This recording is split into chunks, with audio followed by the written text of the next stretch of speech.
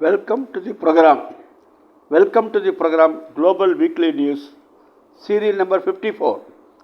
First, Paris is burning. On 27th June, a 17-year-old French Algerian youth, Nahel, was shot dead in a traffic stop in France. Nahel is a goods delivery driver, rented car driver. Police stated that Nahel was trying to override the officers, but a video under wide circulation in the social media nullified the police version. Following this incident, spontaneous protests were held all over France. Nagel's death is due to the illegal racist murder by the police officer. Due to the continuous struggles, the French President Emmanuel Macron returned to France from the ongoing European Union summit at Brussels. The police officer who shot at Nahel was arrested. Leftist groups also participated in the protests. They advised the protesters not to indulge in violence, which will lead to government repression and justification of the same by the government. In 2017, a law was enacted authorizing the police to shoot at the drivers not stopping their vehicles at traffic stops. Many groups of protesters are demanding the withdrawal of this law. The General Secretary of Young Communist Movement stated that the police officer who shot at Nahel shall be given a fair punishment. The high official of UN Human Rights Council stated that French government shall take racism into account in a proper manner. On 19th July 2016, a Mali citizen living in France, aged 24 years, was killed by 3 police officers illegally. Protest demonstrations broke out. In 2019, Black West protesters faced police repression, which was condemned. We remember the brutal murder of George Floyd, a black citizen, by the white police in USA, and the protests all over US against this murder. The livelihood of the people in capitalist countries which follow the new liberal policies are destabilized and getting deteriorated day by day. People are angry over the basic issues of price rise, unemployment, cut in social security schemes, etc.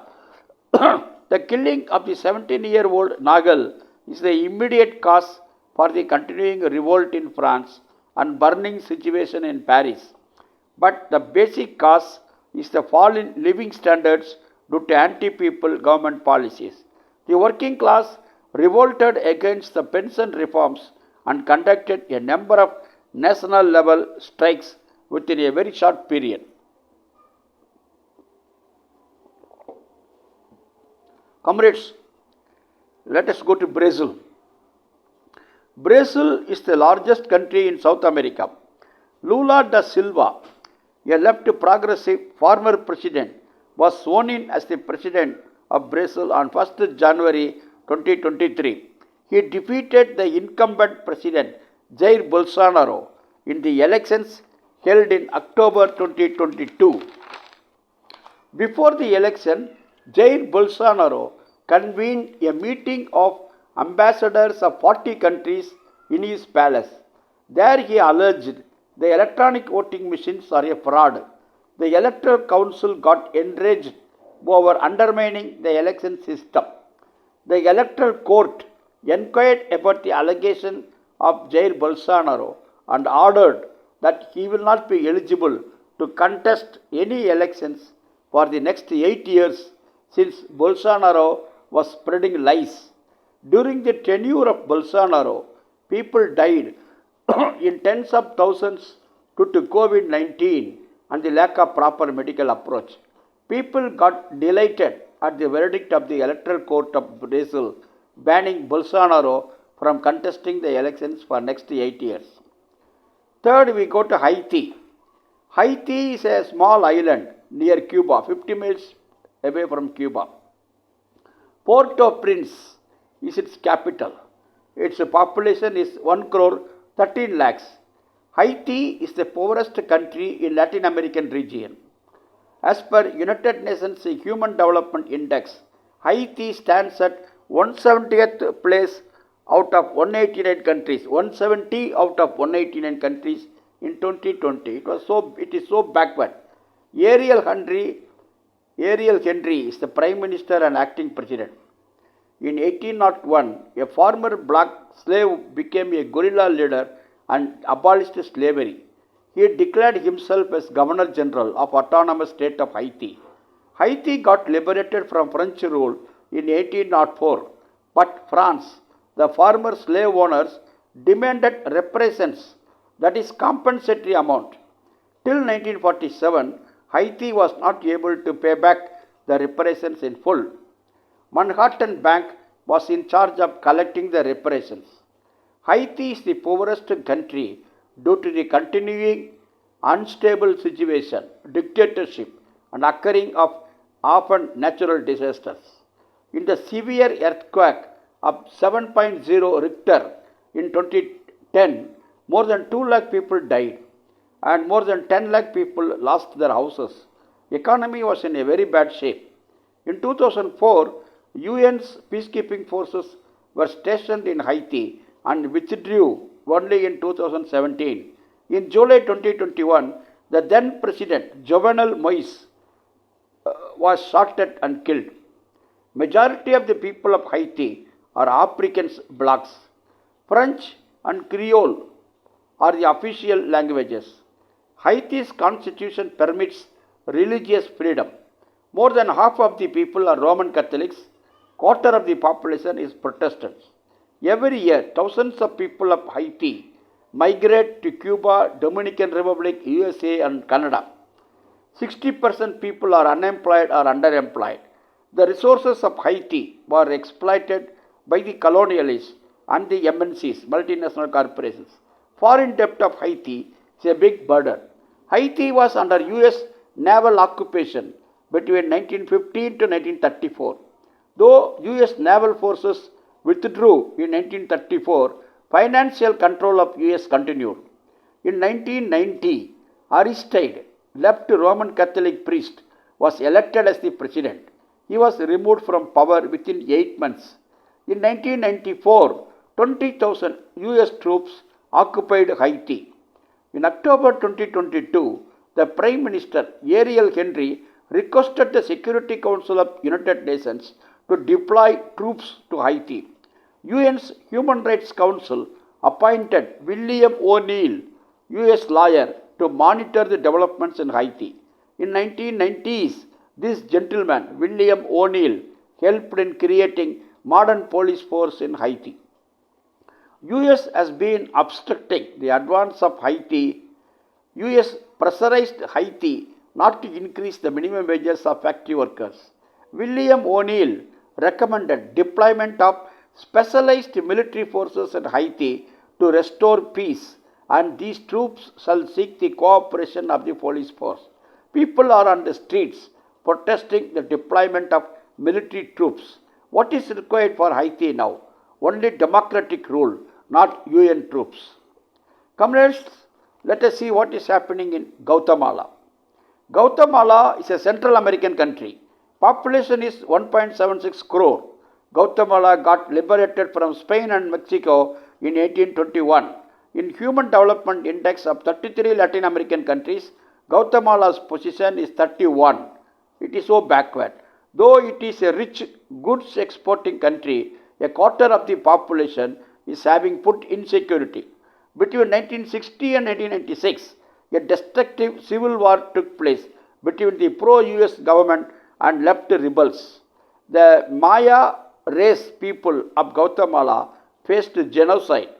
Due to UN's intervention and a peace accord, economic growth and continuous democratic elections took place. However, poverty, crimes, drug trafficking, and internal instability, these issues continue to persist. On 25th June, general elections were held in Guatemala. There were 22 candidates for the president's post. None got the mandatory 50% votes in the first round. Second round of elections will be held on 20th August. The presidential contestants are National Unity of Hope, UNE, the Rightist Party candidate Sandra Torres of 67 years, a woman, and Left Party candidate Bernardo Arevalo. In the first round of elections, Sandra Torres got 15.7% votes, whereas Bernardo Arevalo got 11.8% votes. 16 candidates got less than 5% votes. Out of a total electorate of 93 lakhs, 55 lakhs voted. 13 lakh people voted for Noto. That is blank, left the ballot paper blank.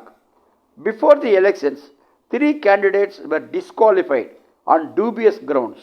Left Party, People's Liberation Movement candidate is one among the disqualified. Many international organizations condemned this. On 25th June, along with the election for the president, elections for the vice president, 160 legislators, 20 MPs, and mayor councillors of 340 municipalities also took place. Sandra Torres is former wife of the president during the period 2008 to 2012. Sandra is contesting for the president for the third time. She got defeated in the second round in 2015. In 2019 also, though she won in the first round, got defeated in the second round. Torres declares herself as a politician fighting for justice and social consciousness. Supposing she wins in the second round of elections with the support of some rightist parties, she will be the first woman president of Guatemala. Bernardo Arevalo, 64-year-old, is the son of the former president who was the best president. Bernardo is a sociologist, presently a MP. He has a lot of diplomatic experience. He was ambassador to Spain, secretary of consulate in Israel, and deputy foreign minister in 1990s. Next, we see what is happening in Mali, an African country. On 18th June, a public referendum was held in African country Mali on the new constitution. 84 lakh people voted.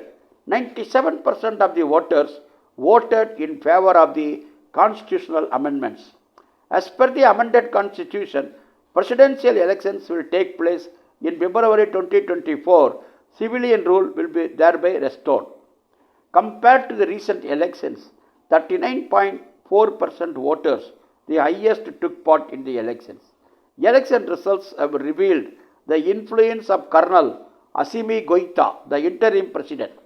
In the background of demonstrations against the French troops in Mali in August 2020, Goïta made a coup against the then president. In 2013, French troops were used against internal insurgency groups. Even then, some parts of Mali are under the control of the insurgent groups. Goïta became the interim president in 2021. He asked French troops to leave Mali. This was welcomed by people. As per the new constitution, Mali is declared as a unitary state. Along with the parliament, a upper house, a senate also will be there.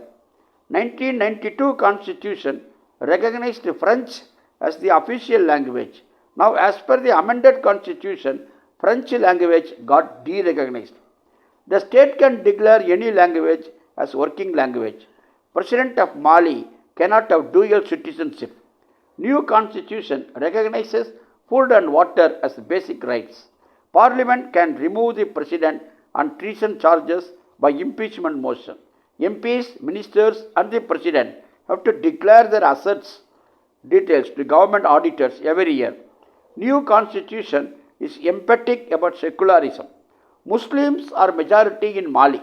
50,000 people conducted a rally in support of secularism.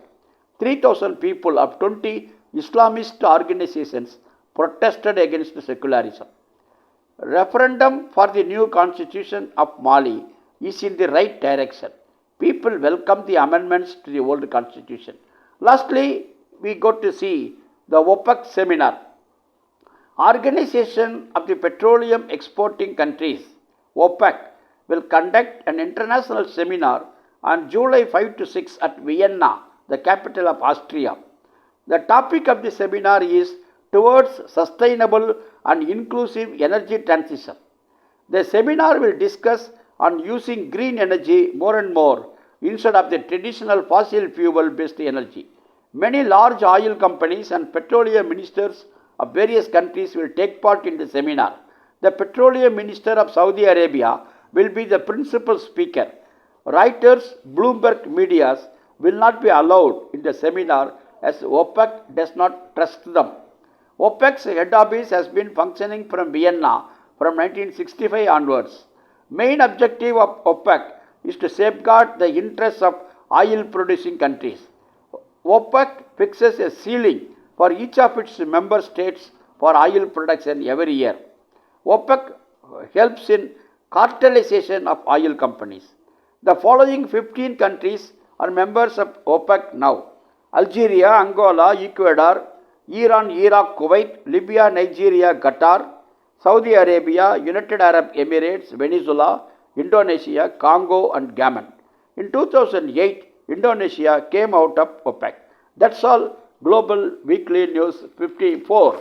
See you next week with serial number 55. Thank you, comrades. Assalaam.